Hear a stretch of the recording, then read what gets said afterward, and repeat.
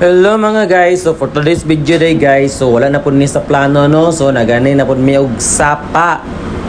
So karon kamulo na mi ani og nagugas ko ani og saging no, kay saging ra mo nung bahal na ni gud og kamuti. So kani po wala po ni sa plano no, kay nang lakaw ra mi kay gusto lang mi magbabad sa tubig. Wala na mi na itong swimming pool, kay ang swimming pool mo gud katunga bugnaw. Ang katunga init kay ngano ihin ang katunga, so diretso na lang mi sa sapa no, kay dinhi kay bugnaw gyud. O tanawa ra nang area o nature nga kayo nga nature spring.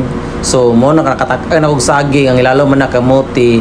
So simple ra gud atong balon no, pang chill lang ba nga dayon kahoy na diya ra mi nangitag, diya ra ko nangitag kahoy no. Tanawa ra ng tubig. No, lingaw kay mga kandiyo, lingaw kay si madam mo ay dayad sa tubig. So simple ra kay ang kalingaw o mga ang bata po din o lingaw kayo. O walay gasto balon na ginagmay ra ba ang tingog din sa suba o.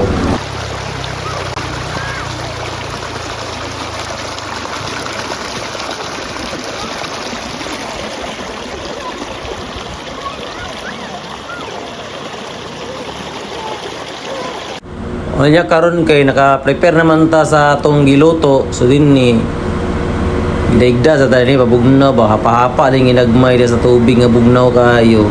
So pagkauman din na so adto na ni ko sang gilungag no nga luto na bagi daw ang ikuan. So before ato din nag-slice ko og mangga. Kay lami kinang mangga fresh kayo. O diyan arago na ang teknik dia. Kay naluto naman saging, kay nibukal na. Ay wa na ako na rin na siyang gipanitan din diretso no. Kay lami na kay ni siya ikub-kub na dayon ba. Mo nang teknik dia, mga chill ra kay nga relax. Gusto kag relax. Ang lingkod-lingkod niya saging kamuti ra gud yung balon dia din na kayo. O na raw.